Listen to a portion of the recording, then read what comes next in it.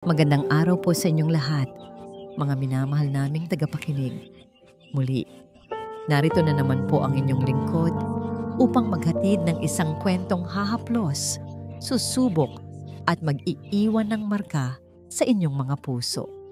Sa bawat paghaharap sa korte ng katarungan, may dalawang panig na laging naglalaban, ang panig ng ebidensya at ang panig ng katotohanan. Ngunit paano kung ang katotohanan ay nakatago sa puso ng isang taong tila wala namang kalaban-laban? Halina't pakinggan natin ang unang kabanata ng ating kwento na pinamagatang Ang Batang Hindi Ninyo Kilala. Sa loob ng hukuman ng katarungan ng silangan sa lungsod ng Talavera, ang tunog ng pagpukpok ng malyete ni Hukom Datu Makiling ay hudyat ng isang laban na para kay Prosecutor Liwayway Amihan ay tapos na bago pa man magsimula. Mula sa kanyang kinatatayuan, pinasadahan niya ng tingin ang buong silid. Ang lahat ay nasa ayos, ang lahat ay pamilyar. Ito ang kanyang kaharian, ang lugar kung saan ang bawat salita niya ay batas at ang bawat ebidensya ay isang pako sa kabaong ng kalayaan ng sinumang nasa kabilang panig. Isang maliit at matalim na ngiti ang sumilay sa kanyang mga labi. Hinaplos niya ang manggas ng kanyang itim na blazer, isang kilos na nagpapakita ng kumpiyansa. Isa itong simpleng kaso ng karnaping, madali, mabilis. Ang akusado, isang 17 taong gulang na bata na nagngangalang Alon Sinagtala, ay walang-wala, walang pera, walang impluwensya, at ngayon, wala na ring abogado. The court is now in session. Bumigat ang boses ni Hukom Makiling, isang lalaking tila inukit mula sa matigas na bato ng kabundukan.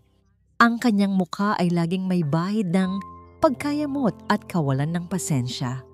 Napako ang tingin ni Liwayway sa binatilyo. Nakaupo ito ng tuwid. Ang mga kamay ay magkasalikop sa ibabaw ng mesa. Suot nito ay isang kupasing polo shirt at pantalon na halatang hindi para sa okasyong ito. Ngunit ang kakaiba, walang bakas ng takot sa mukha nito. Tila isang malalim na lawa ang mga mata nito. Kalmado, hindi mo mabasa ang nasa ilalim. Katangahan, naisip ni Liwayway. O marahil ay nasa estado pa rin siya ng pagkabigla.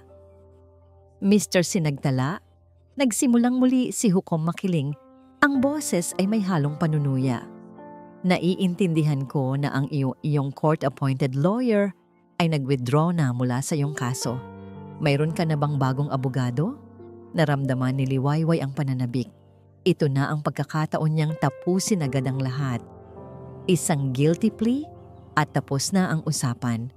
Ngunit sa pagkamangha ng lahat, tumayo ang binata.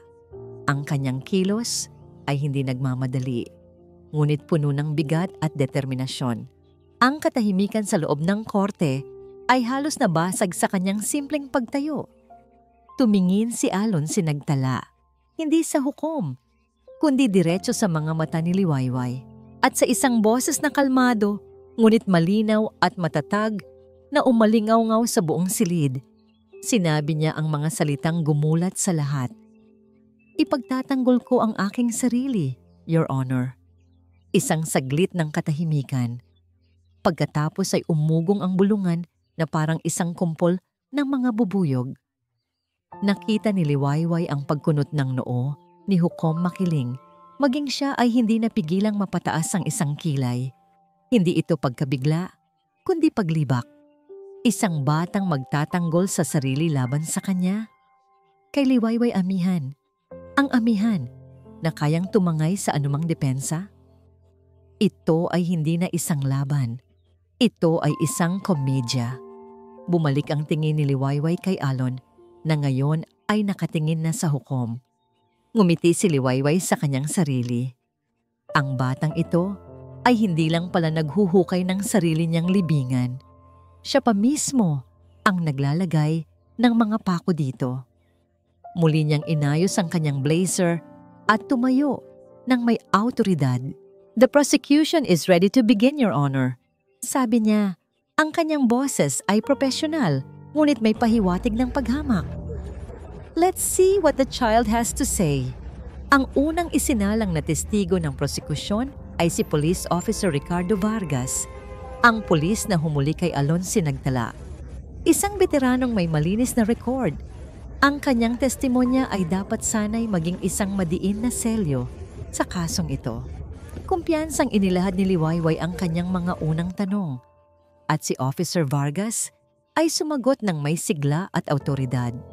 Ikinuwento niya kung paano niya namataan ang ninakaw na sasakyan, kung paano niya ito sinundan, at kung paano niya nahuli sa akto ang binatilyo habang sinusubukang iwanan ng sasakyan sa isang madilim na eskinita. Para kay Liwayway, perpekto ang lahat. Simple, direkta, isang bukas at saradong kaso.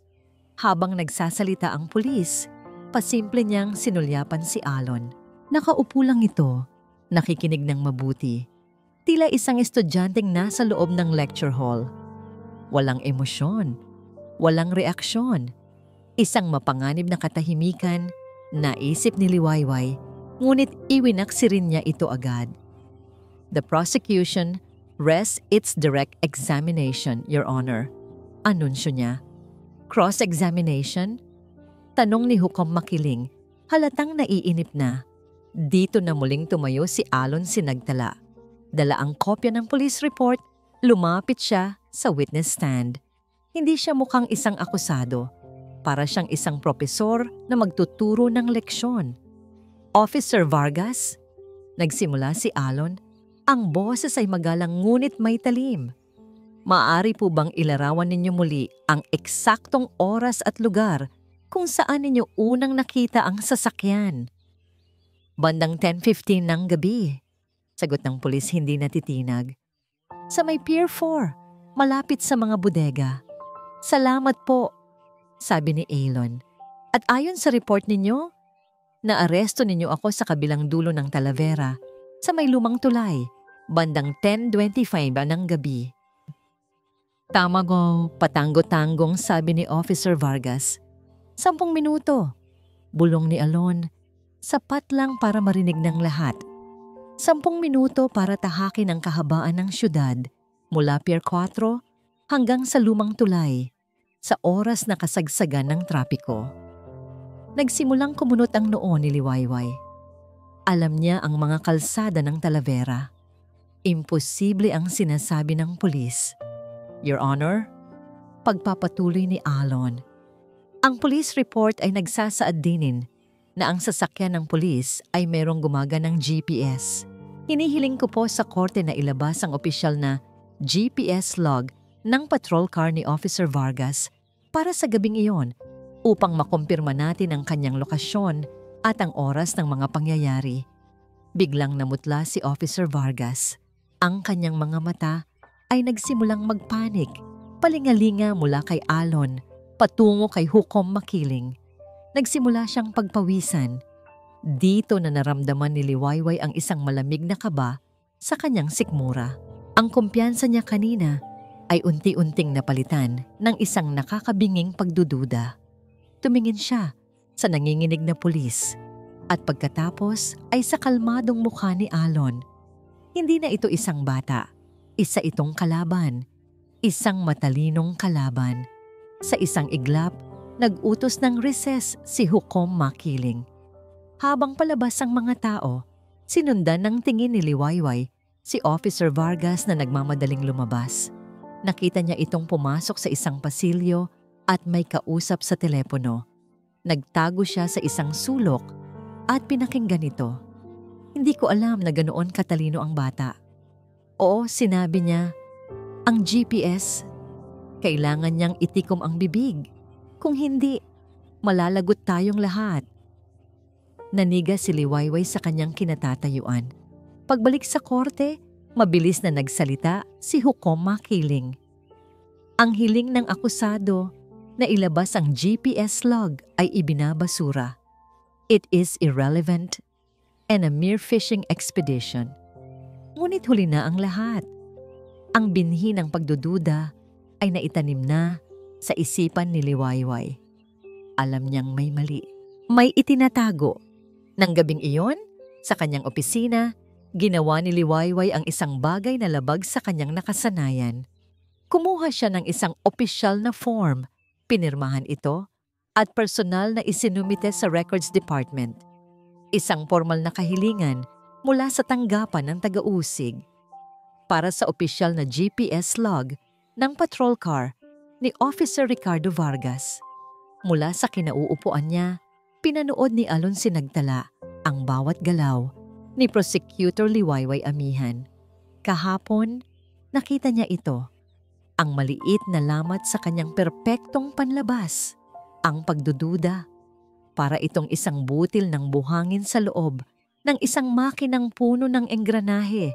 Hindi pa nito nasisira ang makina, ngunit naroon na ang panggugulo, ang ingay na hindi dapat nandoon.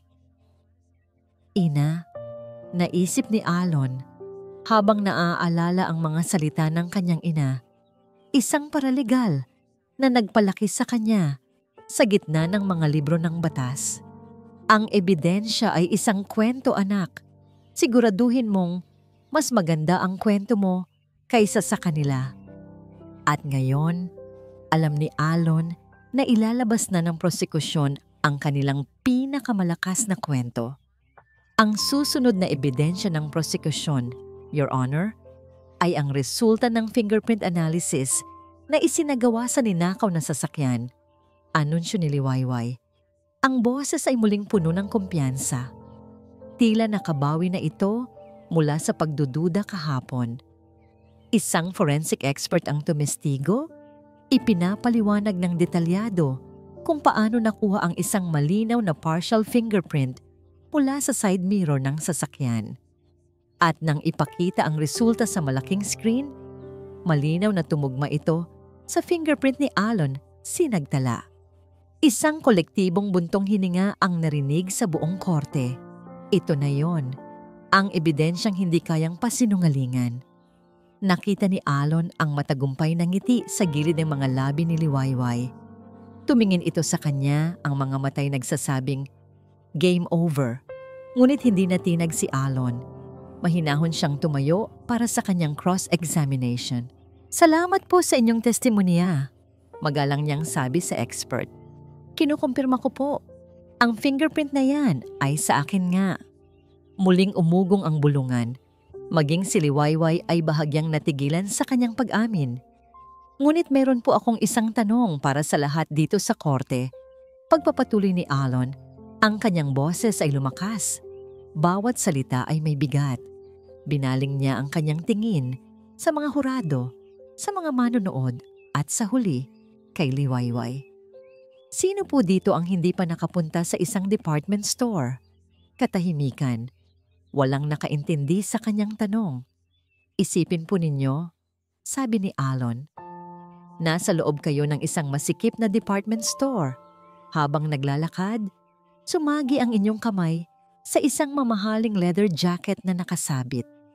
Hindi nyo ito sinasadya. Nagpatuloy kayo sa paglalakad at umuwi. Ngayon, kung ang jacket na iyon ay manakaw kinabukasan at ang tanging ebidensya ay ang fingerprint ninyo na naiwan doon, magnanakaw na po ba kayo?" Isang matalas na analohiya. Simple, ngunit tumatagos. "Ang fingerprint ko ay nasa side mirror," paliwanag ni Alon. "Dahil sa araw na yon, habang nag-aabang ng masasakyan, sumandal ako sa isang hilera ng mga nakaparadang sasakyan. Maaaring isa yon sa mga kotse na nasandalan ko. Ang pag-iwan ng bakas ay hindi patunay ng pagnanakaw. Ang presensya ay hindi patunay ng intensyon. Presence does not prove intent." Ang mga salitang yon ay tila isang malakas na sampal sa mukha ng prosekusyon. Ang kanilang pinakamatibay na ebidensya ay biglang naging marupok. Tinitigan ni Alon si Liwayway Amihan, ang babaeng may mga matang kasing talas ng agila at tindig na kasing lamig ng hanging amihan. Nakita niya sa mga mata nito ang paghanga na sandaling pumalit sa paglibak. Hindi na siya isang batang akusado. Sa paningin nito, isa na siyang kapantay. Ngayon, Prosecutor Amihan, sabi ni Alon sa kanyang isipan. Ano ang gagawin ng iyong konsensya? Mula sa hanay ng mga manonood, nakita niya ang kanyang ina. Hindi ito nagsasalita, ngunit ang mga mata nito ay puno ng luha at pagmamalaki. Isang bahagyang tango mula rito ang nagbigay sa kanya ng lakas para harapin ang lahat pagkatapos ng sesyon habang naglalakad si Alon sa pasilyo. Isang anino ang humarang sa kanyang daan. Si Liwayway Amihan. Hindi nagsalita ang prosecutor. Ang kanyang mukha ay seryoso, walang mababakas na emosyon. Sa isang iglap, inakala ni Alon na may sasabihin itong masakit o isang pagbabanta. Ngunit sa halip, iniabot nito sa kanya ang isang bote ng malamig na tubig. Kinuha ito ni Alon. Ang kanilang mga daliri ay sandaling nagdikit. Isang maliit na kislap ng kuryente ang tila gumapang sa kanyang balat.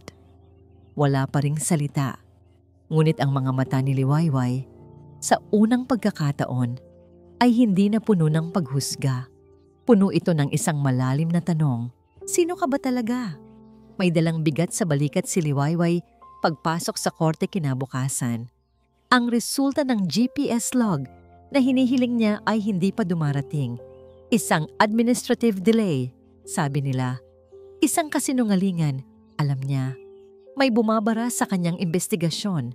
Ngayon, ang isasalang niya ay ang may-ari mismo ng sasakyan. Isang negosyanteng nagngangalang Mr. Hector Jimenez. Ito dapat ang huling pako sa kabaong ni Alon.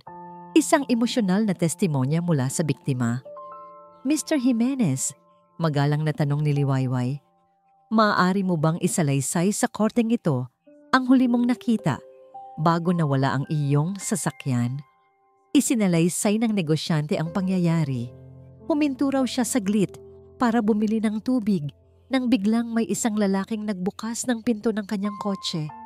Tinutukan siya ng patalim at sa pilitang pinaalis bago ipinaharurot ang sasakyan. At ang lalaking iyon, sabi ni Liwayway, dahan-dahang itinuturo si Alon, siya po ba ang lalaking iyon na nakita ninyo sa loob ng inyong sasakyan? Huminto ang lahat.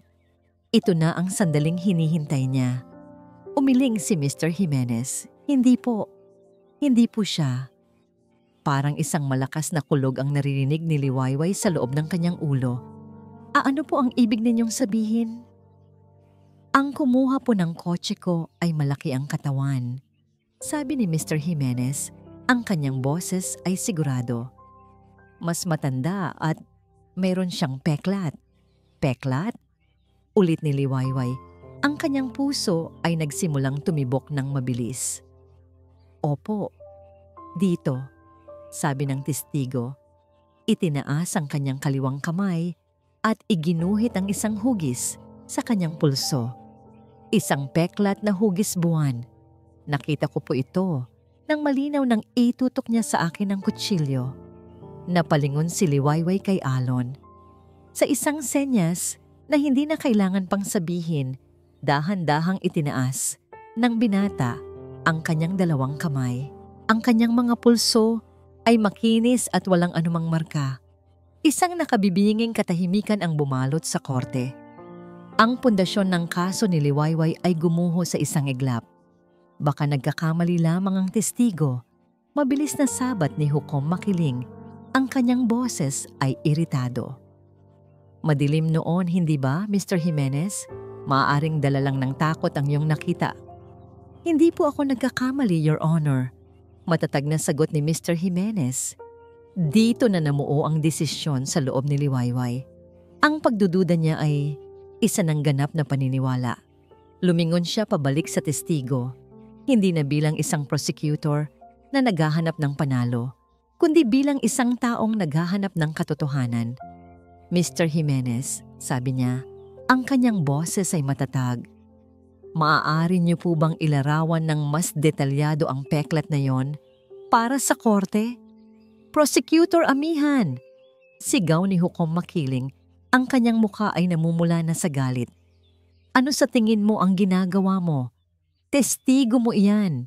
Ngunit bago pa man makasagot si Liwayway, Isang boses ang narinig mula sa likuran. Ang ina ni Alon. Tumayo ito, nanginginig ngunit puno ng determinasyon. Hukom! Ang katarungan ay hindi laging nasa panig ng malalakas. Sigaw nito. Naalala ko pa ang kaso ni Attorney Laurel noon. Isang inosenteng tao ang nakulong dahil sa mga ebidensyang pinilit niyong palabasin. Attorney Laurel, ang pangalang iyon. Parang sinaksak si Liwayway. Iyon ang pangalan ng kanyang mentor, ang abogadong nawalan ng lisensya dahil sa isang kasong ipinaglaban niya hanggang sa huli. At ang taga-usig sa kasong yon, napatingin si Liwayway kay Hukom Makiling. Nakita niya ito, isang kislap ng pagkilala at galit sa mga mata ng Hukom. Ang pagkuyom ng kanyang kamao sa ibabaw ng malyete. Giyeyo, ma'am. Order in the court! Dagundong ni Hukom Makiling, paulit-ulit na ipinupukpok ang kanyang malyete. Your Honor, mabilis na sabi ni Liwayway, kailangan niyang kontrolin ang sitwasyon. Hinihiling ko po ng isang recess para muling suriin ang mga bagong ebidensya na lumabas. Recess granted, galit na sabi ng Hukom. Prosecutor Amihan, sa aking silid, ngayon din. Pagpasok ni Liwayway sa madilim na chambers ng Hukom, sinalubong siya ng isang nakakatakot na katahimikan. Nakatayo si Hukom Makiling, nakatalikod sa kanya, nakatingin sa bintana. Alam mo ba kung ano ang pinasok mo, prosecutor? Tanong nito. Ang boses ay mababa at puno ng pagbabanta. Hindi ito lumingon. Nagsusuri lang po ako ng mga katotohanan, Your Honor. Dahan-dahang humarap ang Hukom. Ang kanyang mga mata ay parang nagliliyab na baga. Prosecutor Amihan, nakikipaglaro ka sa apoy. Ang banta ni Hukom Makiling ay umalingaw-ngaw sa isipan ni Liwayway Amihan na parang isang basag na kampana. Nakikipaglaro ka sa apoy. Ngunit para sa kanya, ang apoy na yon ay hindi na nakakatakot. Ito na ang tanging liwanag sa isang madilim na silid na puno ng kasinungalingan. Alam niyang hindi niya makukuha ang katotohanan sa loob ng korte. Kaya't kinagabihan, ginawa niya ang isang bagay na mapanganib. Hinintay niya si Officer Ricardo Vargas sa parking lot ng presinto.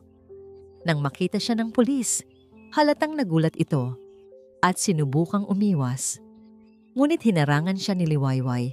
Ang kanyang mga mata ay determinadong nakatitig dito. Vargas, sabi niya, ang kanyang boses ay malamig at walang paligoy-ligoy. Ang GPS log, ang peklat, ang testimonya ni Mr. Jimenez, isa-isang bumabagsak ang kaso at alam nating pareho kung bakit.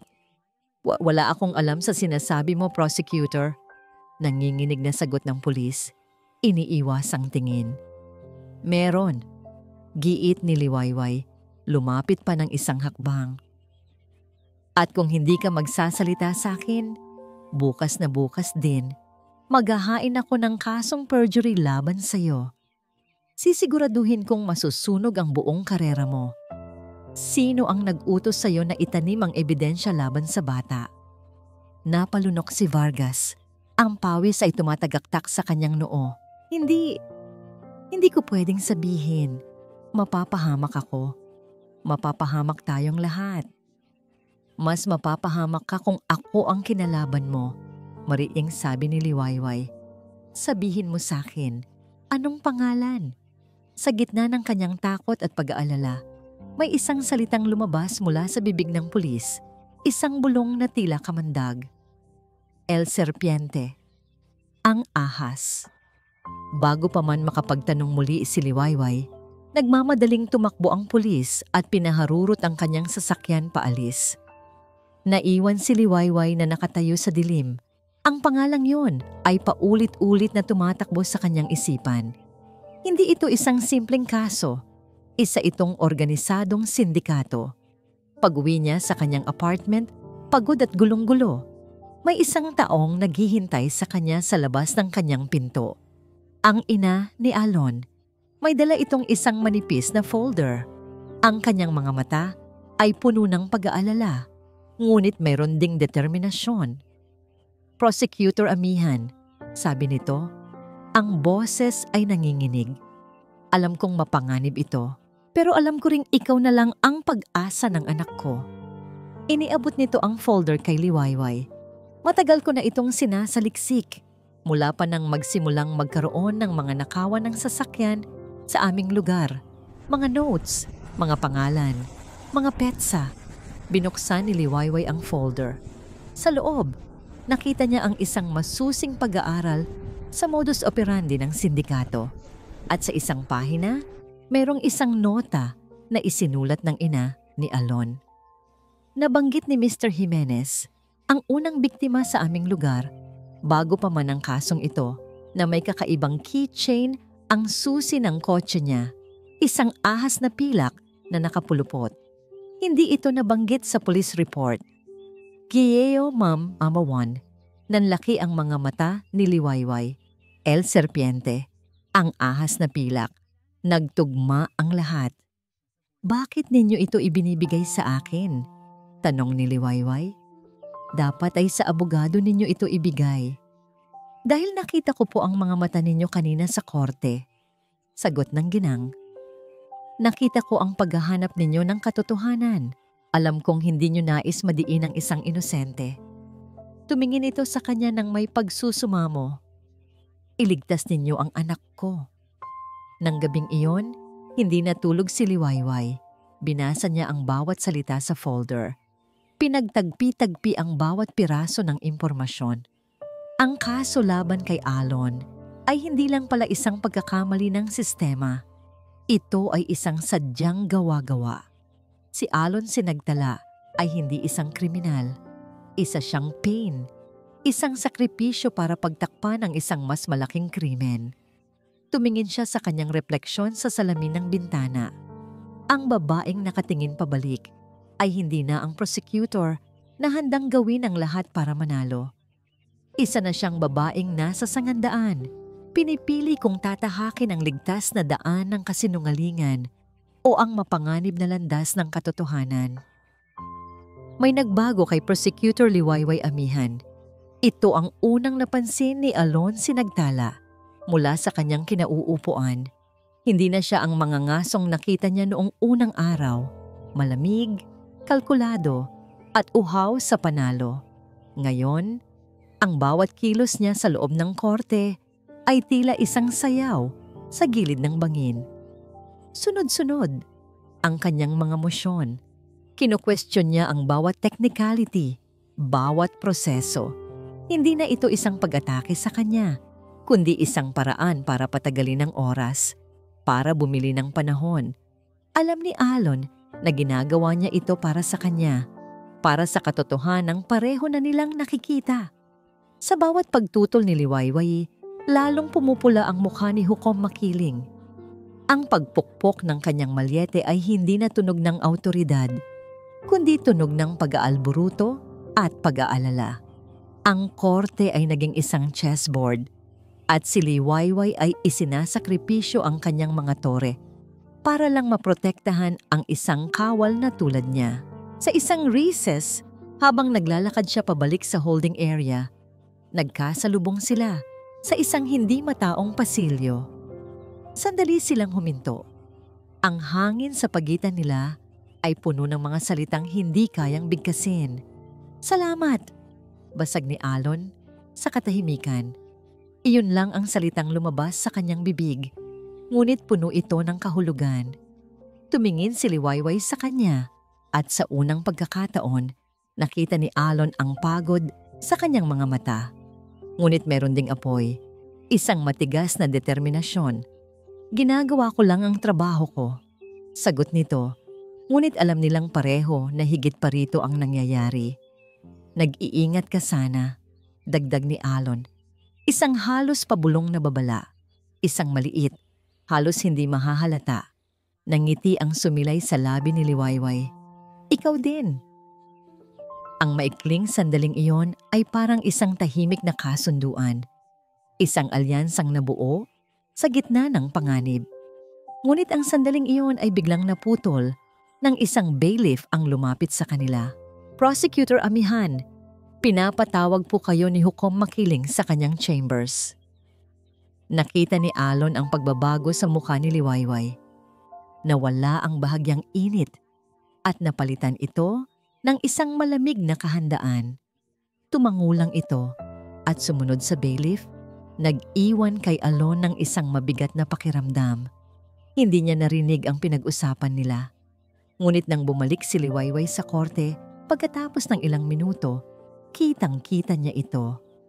Ang pamumutla sa kanyang mukha, ang bahagyang panginginig ng kanyang kamay habang inaayos ang mga papeles, at ang mas tumigas pang determinasyon sa kanyang mga mata. Doon naintindihan ni Alon, ang babala ng hukom ay hindi lang isang payo, ito ay isang banta. At sa unang pagkakataon, ang takot na naramdaman ni Alon ay hindi na para sa kanyang sarili. Para na ito sa babaeng prosecutor na isinusugal ang lahat para sa kanya. Hindi na lang ito tungkol sa kanyang kalayaan.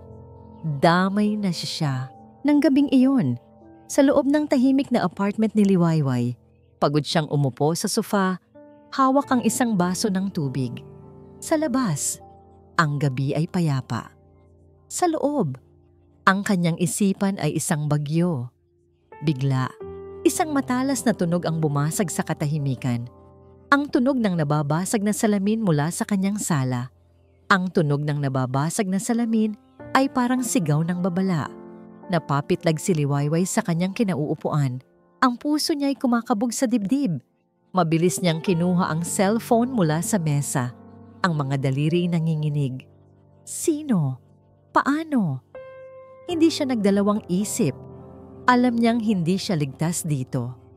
Ang mga taong kayang pasukin ang kanyang apartment ay hindi nag-aalangan sa anumang paraan. Ang tanging taong mapagkakatiwalaan niya ngayon, ang tanging lugar na tila mayroon pa rin kahit kaunting seguridad, ay ang tahanan ng lalaking ipinaglalaban niya. Sa gitna ng takot, nagmaneho si Liwayway papunta sa maliit na bahay ng pamilya, sinagdala. Ang mga ilaw sa labas ay nakabukas pa, isang senyales ng pagiging gising at alerto. Nang kumatok siya, agad itong binuksan ng ina ni Alon. Ang mukha ng ginang ay puno ng pag-aalala. Ngunit nang makita si Liwayway, tila may bahid ng awa at pagkaunawa. "Pumasok ka, iha," sabi nito. Hinila siya paloob. Walang tanong, walang paghuhusga. Si Alon ay nasa kusina, nakatayo malapit sa bintana. Ang mga mata ay nakatanaw sa labas, tila nagbabantay.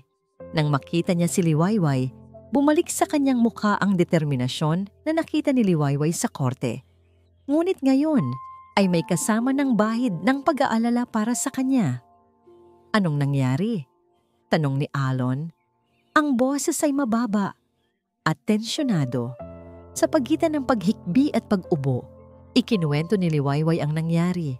Ang tunog ng nabasag na salamin, ang pakiramdam ng pagiging pinasok. Tumangulang ang ina ni Alon. Tila inaasahan na niya ito. "Alam naming darating ito," sabi nito. Hindi sila titigil hanggat hindi sila nakakamit ang gusto nila. Nagkatinginan silang tatlo. Ang tensyon sa hangin ay halos hindi na nila makaya. Ang mga piraso ng impormasyon na hawak ni Liwayway, ang pangalan na El Serpiente, ang mga sinabi ng pulis, ang peklat na hindi taglay ni Alon, ang keychain, at ngayon ang pag-atake sa apartment ni Liwayway ay nagsimulang magtugma. "Hindi lang pala ang kaso ang tinatakasan natin," sabi ni Alon. Ang tinig ay puno ng pagkaunawa. "May mas malaki pa dito." "Tama ka, Alon," sabi ni Liwayway. Ang boses ay nagiging mas matatag. "Ang pag-atake sa akin ay hindi lang para takutin ako, para pigilan akong matuklasan ang buong katotohanan. At sino ang may pinakamalaking pakinabang kung mapipigilan ang pagtuklas na yon?" Tanong ng ina ni Alon. Ang kanyang tingin ay napako kay Liwayway. Sinundan ng tingin ni Liwayway ang tingin ng ginang. Tila isang kidlat ang tumama sa kanyang isipan. Ang pangalan na binanggit ng pulis. Ang peklat na hindi kay Alon. Ang pagmamadali ni Hukom Makiling na isara ang kaso, ang kanyang galit. Nang questionin niya ang mga testimonya, ang kanyang pagbabanta sa kanya, sa kanyang chambers. Hindi maaari. Si Hukom Datu Makiling, siya ang nagpapatakbo nito. Bulong ni Liwayway, ang kanyang mga mata ay nanlalaki sa pagkatuklas. Si Hukom Makiling, siya si El Serpiente. Tumingin ang ina ni Alon kay Liwayway, puno ng pag-aalala, ngunit meron ding isang malalim na pagkaunawa. Alam namin na siya ang nasa likod ng lahat noon pa man, sabi nito. Ang pagpatay sa kredibilidad ng dating abogado, ang paggamit sa mga bata na tulad mo, Alon, para pagtakpan ng kanilang mga operasyon. Siya ang nagtatago sa likod ng kapangyarihan niya bilang hukom. Niyakap ni Liwayway ang kanyang sarili, nanginginig, hindi na dahil sa takot, kundi dahil sa bigat ng katotohanang kanyang natuklasan. Ang sistema na pinaniwalaan niyang dapat magbigay ng katarungan ay siya palang ugat ng kasamaan. Hindi natin siya matatalo sa korte ng sarili niya, sabi ni Liwayway. Ang kanyang tingin ay tumama sa tingin ni Alon at ng kanyang ina. Kailangan nating siya mismo ang ilagay sa hukuman ng katarungan. Hindi bilang hukom, kundi bilang isang akusado. Tumingin sila sa isa't isa, 3 tao na puno ng takot, ngunit na puno rin ng isang kakaibang pagkakaisa. Alam nilang sila ay nag-iisa laban sa isang malakas na kalaban. Ngunit sa unang pagkakataon, hindi sila nakakaramdam ng ganap na kawalan ng pag-asa. Paano? Tanong ni Alon. Ang kanyang boses ay puno ng determinasyon. Sumagot si Liwayway. Ang mga mata ay may bagong apoy. Maghahanap tayo ng paraan para patunayan ang lahat. Kailangan natin ng ebidensya laban sa kanya at kailangan natin ng saksi na hindi matatakot. Meron ako, sabi ng ina ni Alon, tumitingin kay Liwayway. Ang mga notes ko, ang mga ebidensya ko, at ang aking testimonya. Ngumiti si Liwayway, isang ngiti na puno ng pag-asa at tapang. Kung ganoon, sabi niya, simula bukas, ang korte ang magiging laboratorio natin at ang ating kaso ay hindi na para kay Alon Sinagtala. Ito ay para kay Hukom Datu Makiling.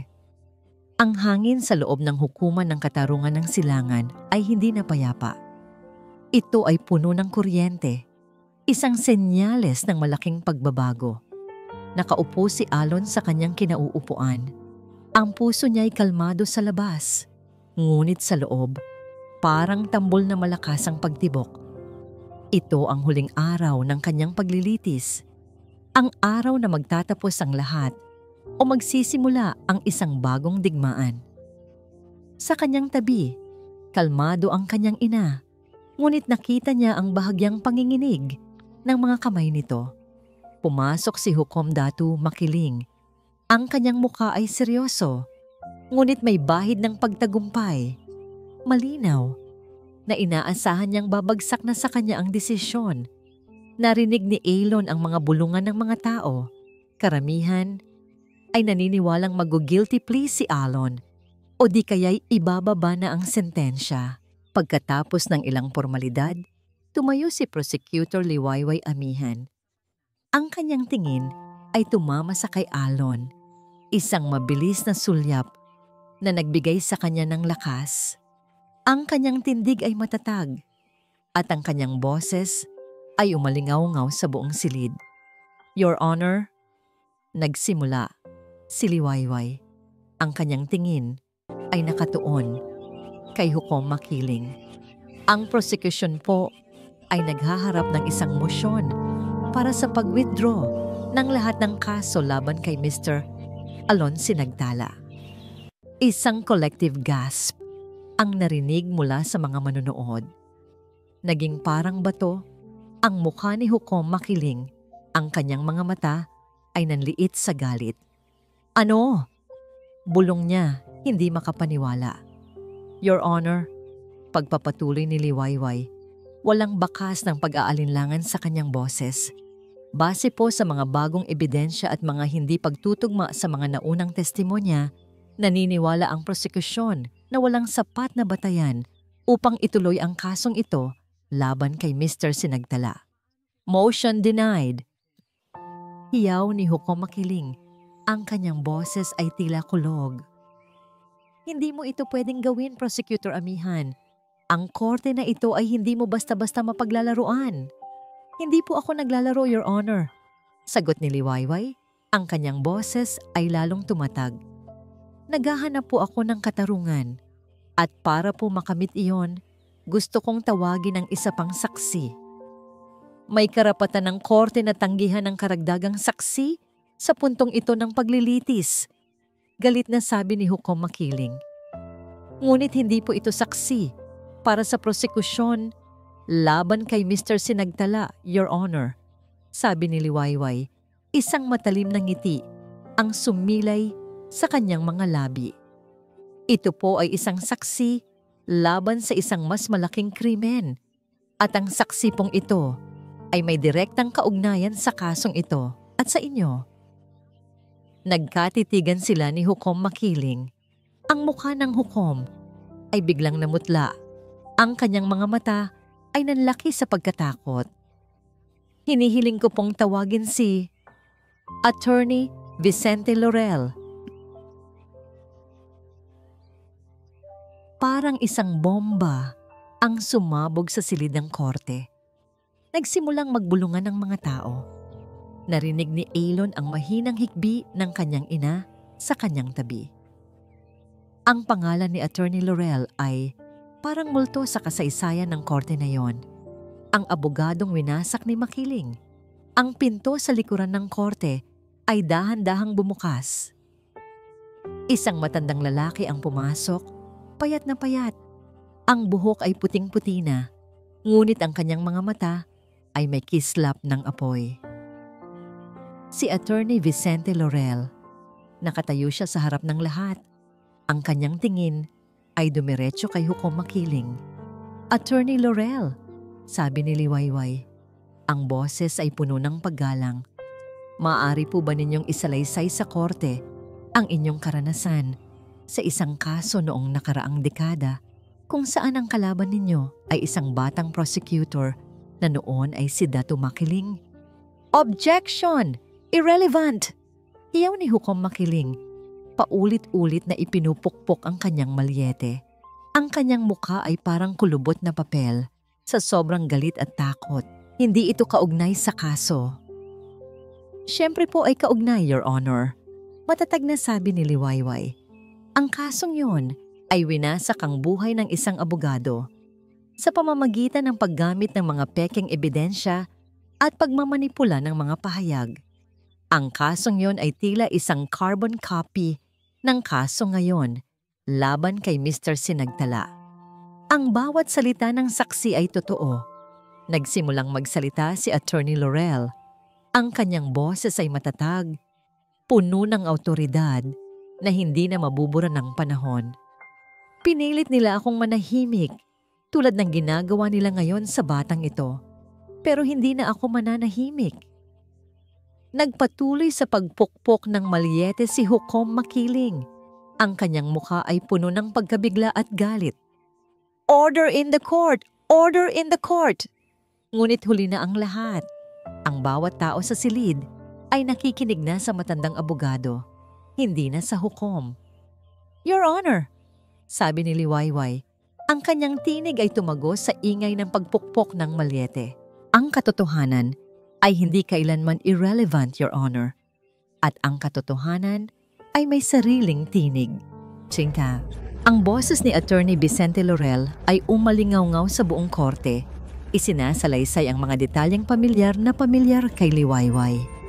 Ang pagmamanipula ng ebidensya, ang pagpapatahimik sa mga saksi, ang hindi makatarungang paggamit ng kapangyarihan, lahat ay itinuro sa iisang tao. Ang prosecutor noon, si Dato Makiling. Ang mukha ni Hukom Makiling ay namutla na. Ang kanyang pawis ay tumatagaktak. Paulit-ulit siyang nag-o-objection, ngunit ang kanyang mga salita ay tila hungkag na at walang bisa. Narinig ni Liwayway ang mga bulungan, ang pagkabigla at galit ng mga manonood. Nakuha na niya ang atensyon ng lahat, ngunit hindi pa ito tapos. Kailangan niyang tapusin ang laban. "Salamat po, Attorney Laurel," sabi ni Liwayway, puno ng paggalang. "Sa inyong tapang, naliwanagan ang korte sa isang kasaysayang hindi dapat malimutan." Lumingon siya kay Hukom Makiling. Ang kanyang mga mata ay parang laser, tumatagos sa kaluluwa ng hukom. "Your Honor," matatag niyang sabi, "base po sa mga lumabas na impormasyon at sa mga ebidensya na hawak ko ngayon, hinihiling ko po sa korte na payagan ang prosekusyon na magpakita ng isang huling ebidensya na magdudugtong sa lahat ng mga kasinungalingan." "Denied! Hindi ko papayagan." "Kung ganoon po, Your Honor," mabilis na putol ni Liwayway, "mapipilitan po akong gumamit ng aking karapatan na ipasubpina ang ebidensyang ito sa ibang korte at ipaimbestiga ang inyong koneksyon sa kasong ito. Handa po akong isugal ang aking career para sa katotohanan." Nanahimik si Hukom Makiling. Nakita ni Liwayway ang kanyang panginginig, ang kanyang takot. Alam niyang nakuha na niya ang hukom. Payagan, bulong ng hukom. Ang boses ay halos hindi na marinig. Ngunit isang ebidensya lamang. Ngumiti si Liwayway. Ito na. Lumapit siya sa projector at inilabas ang isang USB drive. Nang ipasok niya ito, lumabas sa malaking screen ang isang malabo, ngunit malinaw na litrato. Isang litrato na kinunan sa dilim ng gabi.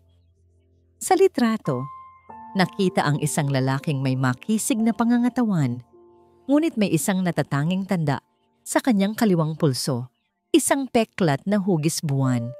Ang lalaki ay nakatayo sa tabi ng isang mamahaling itim na sasakyan, at ang taong kaharap niya tumatanggap ng isang itim na maleta. Ay si Hukom Datu Makiling. Isang nakakabinging katahimikan ang bumalot sa korte. Walang naglakas loob na magsalita. Walang naglakas loob na gumalaw. "Ang lalaking may peklat na yan, Your Honor," sabi ni Liwayway. Ang kanyang boses ay nanginginig, ngunit puno ng triyumpo. "Ay si Mr. Oscar L. Serpiente de la Cruz, ang pinuno ng isang malaking car theft syndicate sa Talavera. Siya ang taong inilarawan ni Mr. Jimenez na nagnakaw ng kanyang kotse. Siya ang taong responsible sa pagpapahamak kay Alon Sinagtala." Tumingin siya kay Hukom Makiling. Ang kanyang mga mata ay puno ng matinding galit. At ang taong nakikipagpalitan ng pera sa kanya, "Your Honor," pagpapatuloy ni Liwayway, bawat salita ay parang suntok sa mukha ng hukom, "ay walang iba kundi kayo. Hukom Datu Makiling. Kayo ang protektor ni El Serpiente. Kayo ang utak sa likod ng lahat ng kasinungalingan. Kayo ang tunay na kriminal sa korte na ito." Ang mga salitang yun ay parang bombang sumabog. Tumayo ang mga tao, nagagalit, nagsisisigaw. Mabilis na pumasok ang mga pulis at bailiffs. Putlang-putla si Hukom Makiling. Ang kanyang buong pagkatao ay gumuho. Wala na siyang masabi. Wala na siyang maitatanggi. "Hinihiling ko po sa korte na ideklara ang kawalang sala ni Mr. Alon Sinagtala," sabi ni Liwayway. Ang kanyang boses ay umalingaw-ngaw sa gulo. "At ipag-utos ang agarang pag-aresto kay Hukom Datu Makiling para sa obstruction of justice, bribery, at pagiging kasabwat sa organisadong krimen." Sa gitna ng kaguluhan, isang boses ang narinig. Ang boses ng isang miyembro ng hurado. "Guilty! Guilty ang hukom." Mabilis na inaprubahan ng acting senior judge na umupo sa pwesto ang mosyon. "Mr. Alon Sinagtala, you are hereby acquitted of all charges." Isang malakas na sigawan ng kagalakan ang narinig mula sa mga manonood. Niyakap ng ina ni Alon ang kanyang anak. Ang mga luha ng kaligayahan ay dumaloy sa kanilang mga mukha. Samantala, Dahan-dahang lumapit ang mga pulis kay Hukom Makiling. Ang dating makapangyarihang Hukom ay ngayon ay isang gumuho na tao. Ang kanyang mukha ay puno ng pagkatalo. Inilagay ang posas sa kanyang mga kamay. Naglalakad si Alon papalabas ng witness stand.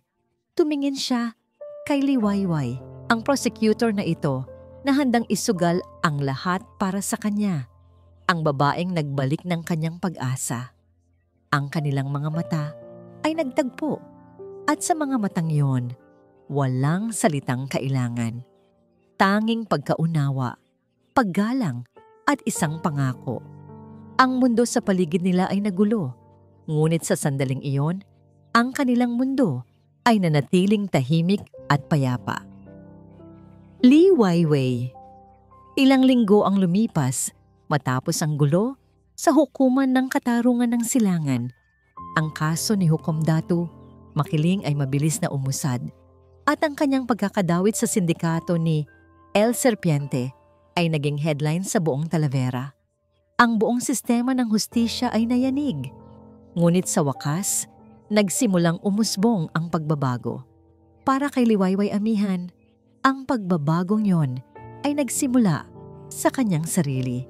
Nagsumite siya ng kanyang resignation mula sa tanggapan ng taga-usig. Isang desisyon na tila mapanganib, ngunit nagdala sa kanya ng kalayaan na hindi niya kailanman naramdaman. Ngayon, nakatayo siya sa bintana ng isang maliit na opisina sa lumang bahagi ng Talavera.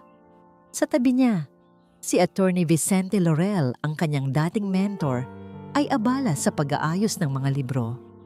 Magkasama silang nagtayo ng isang pro bono law firm, isang tanggapan na tumutulong sa mga taong walang boses, sa mga inosenteng na pagbibintangan. Mas simple ang buhay ngayon. Wala na ang kislap ng malalaking korte. Wala na ang prestihiyo ng isang matagumpay na prosecutor. Ngunit sa bawat umaga, nagigising siya. Ramdam niya ang kapayapaan na hinahanap niya sa loob ng mahabang panahon. Ang kanyang telepono ay nagring. Isang tawag mula sa Talavera Law School. Tinanggap si Alon Sinagtala sa programa ng pre-law. Isang nangiti ang sumilay sa kanyang mga labi. Alam niyang ito ay simula pa lamang ng isang mahabang paglalakbay para sa binata. Alon. Mula nang siya ay mapawalang sala, bumalik ang normal na buhay ni Alon. Ngunit hindi na siya ang dating Alon. Ang karanasan sa korte ay nagbigay sa kanya ng direksyon. Ngayon, nag-aaral siya ng abogasya. Bit-bit ang pangarap na maging boses ng mga walang boses. Isang araw, habang naglalakad siya sa lumang distrito ng Talavera, nadaanan niya ang isang maliit na opisina na may nakasulat na Laurel and Amihan Law Office. Napangiti siya. Alam niyang darating ang araw na ito. Bumili siya ng 2 tasa ng kape, isa para sa kanya at isa para kay Liwayway. Nang pumasok siya sa opisina, nakita niya ito. Nakaupo si Liwayway sa kanyang desk, nakatingin sa labas ng bintana. Ang kanyang mukha ay payapa. Ang sunlight na tumatama sa kanyang buhok ay tila nagbibigay sa kanya ng isang aura ng bagong pag-asa. "Good morning, Prosecutor Amihan," sabi ni Alon. Ang kanyang boses ay puno ng paggalang at oo ng paghanga. Napalingon si Liwayway. Nagulat ito, ngunit isang malaking ngiti ang sumilay sa kanyang labi nang makita si Alon. "Alon?" sabi nito. "Tumayo. Anong ginagawa mo rito?" "Bumibisita," sagot ni Alon. Iniabot ang isang tasa ng kape at nagdadala ng almusal. Nagtawanan silang dalawa. Ang ingay ng kanilang tawanan ay pinuno ang maliit na opisina, nagbibigay ng bagong buhay dito. Lumapit sila sa bintana, pareho silang tumitingin sa umuusbong na Talavera. Ang mga gusali, ang mga tao, ang bawat sulok ng syudad ay may kwento. "Narinig ko," sabi ni Liwayway. Ang kanyang boses ay malambing. "Nakatanggap ka sa law school?" "Opo," sagot ni Alon. Ang kanyang mata ay kumikinang sa tuwa. Kaya balang araw, baka maging kasamahan mo ako dito, Attorney Amihan. Nagkatinginan sila. Sa mga mata ni Liwayway, nakita ni Alon ang isang pangako. Isang pangako ng pagkakaibigan, ng mentorship, at ng isang bagay na mas malalim pa. Isang pag-ibig na umusbong mula sa abo ng isang nasunog na hustisya. Dahan-dahang iniabot ni Alon ang kanyang kamay at marahang hinawakan ang kamay ni Liwayway. Hindi ito umilag. Sa halip, marahan niya itong hinigpitan. Ang araw ay sumisikat na ng buo sa Talavera. Nagbibigay ng bagong liwanag sa bawat sulok ng syudad. Isang bagong Liwayway. At dito po nagtatapos ang kwento ni na Alon at Liwayway. Isang paglalakbay na nagturo sa atin na ang katarungan ay hindi lamang nakasulat sa mga libro ng batas, kundi nakatira sa puso ng bawat isa sa atin na may tapang na ipaglaban ang tama.